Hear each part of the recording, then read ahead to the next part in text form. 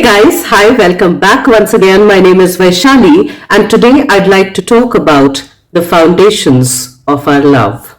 And so the natural question is, what is love? Or what is our perception of love? Well, for many of us, if we've got to cognitively put it, we would say that love is care, love is nurturing, love is trust, love is bonding. Love may also be companionship, love is passion.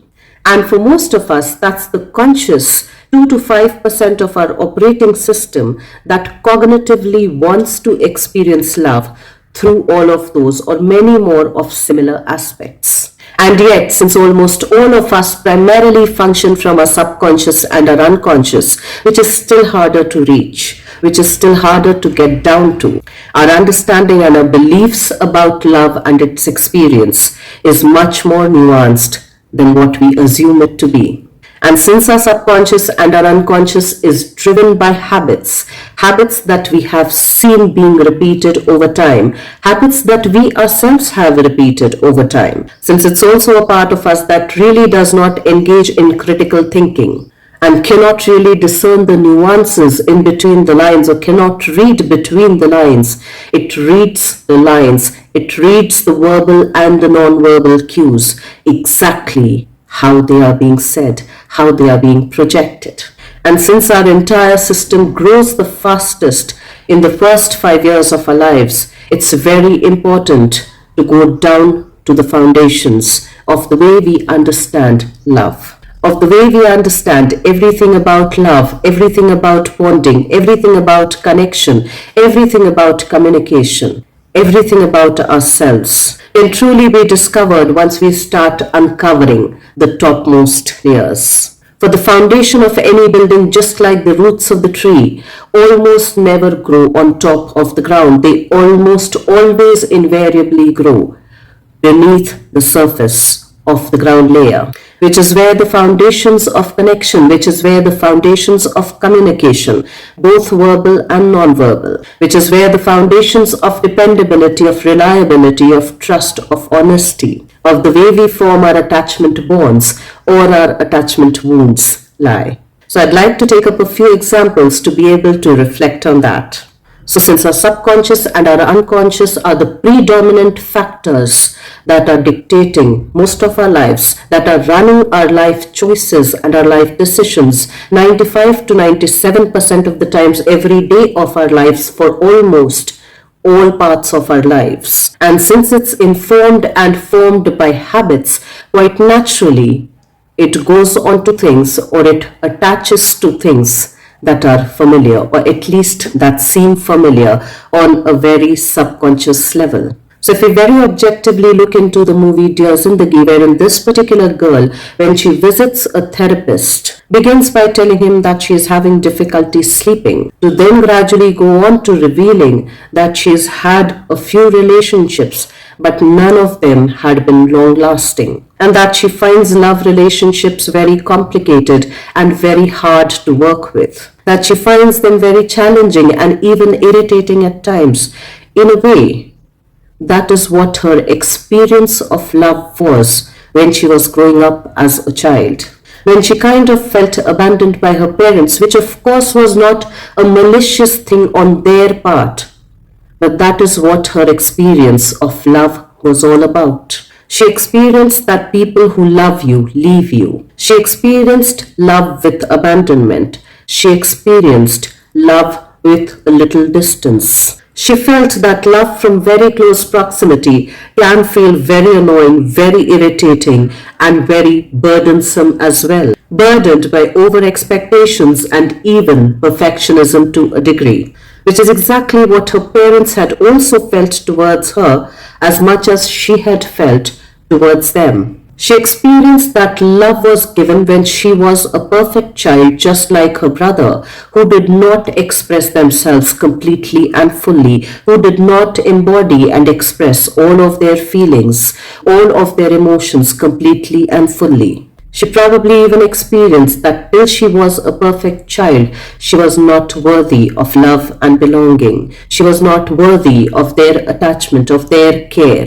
She even probably experienced that love happened from afar and in breadcrumbing ways. Likewise, if you look into the movie Ki and Ka, wherein Kareena Kapoor Khan and Arjun Kapoor are the protagonists of the movie, wherein Kareena Kapoor plays a super ambitious woman who is very driven, very passionate, and wants to be super successful. While as Arjun Kapoor in more or less ways is not as ambitious, is not as driven as her, where she is the primary breadwinner in the family, wherein he is the homemaker of the family. In a way chooses and ends up marrying his own dad in a Kareena Kapoor format, whom he also loves and despises to an extent. For his dad's and Kareena Kapoor's temperament is very similar, so quite naturally, the way they think, the way they speak, the way they behave, the way they interact, the way they communicate is more or less pretty similar. And of course, all of this pattern formation, the familiarity of it is happening at a very subconscious, non-conscious level. And in a way, he almost plays out his equation with his dad and his equation with his mom and their equation in his own life. Likewise, if we read the biography on Elon Musk by Walter Isaacson, we'd also understand that Elon Musk's association with love and everything associated with love is also associated with pain. For him, love equates with chaos and drama, which was his own personal experience with his father, with his mother, and even through their equations, which informed him and formed his beliefs around the experience and understanding of love. And not just understanding of love, but everything that we probably can associate with the experience, with the aspects of love, which to some can be very close, almost claustrophobic connection. To others, it can be healthy connection. To others, it can be connection from a distance, while to some others, it can be disconnection. And as Dr. Laurie Gottlieb and Dr. Nicole LaPera would tell us, that our subconscious would always pick up and lean towards what's familiar because the ending is familiar. And not just the ending, but the entire storyline, the plot of the storyline, and our role play with regards to that particular storyline, which essentially forms and informs a part of our role play, a part of our identity. And to an extent, since it leans and works from the place of familiarity, it also has the illusion of control of its own participation in its own storyline. And all of this is happening outside of our conscious awareness. And since that familiarity is so deep-rooted, is so embodied, is so ingrained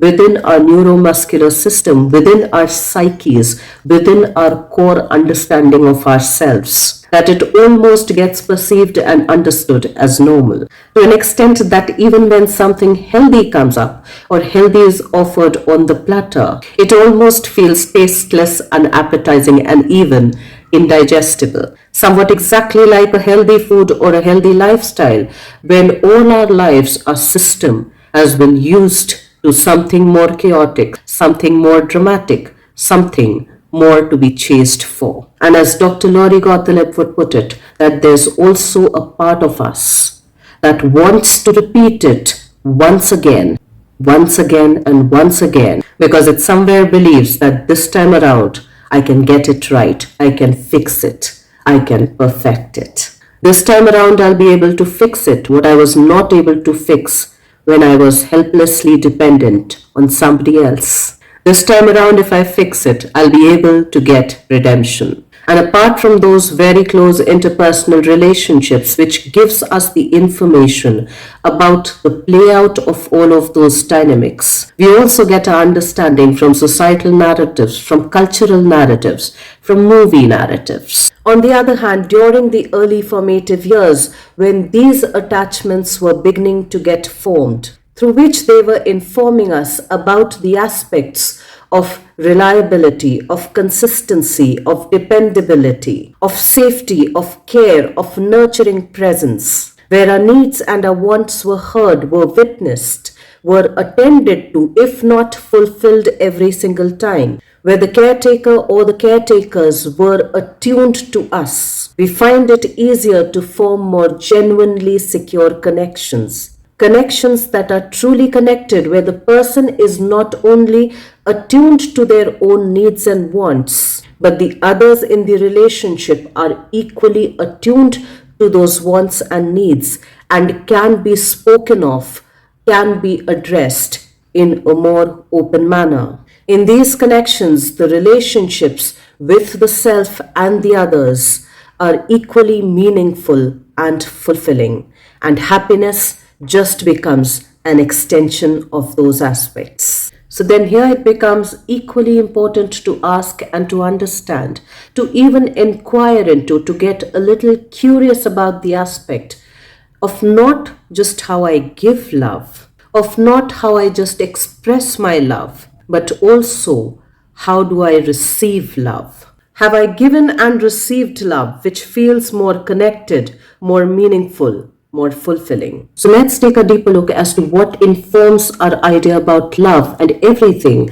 that we associate with love. What were the building blocks, the information, the play out that we saw with regards to the foundation of the concept of love and thereby everything associated with it as well? Because unless we look at all of those aspects that are playing beneath the surface level, that are hidden from our conscious awareness, our beliefs that form the idea of love and everything associated with love will always be in conflict with our aspirations and our desires for love.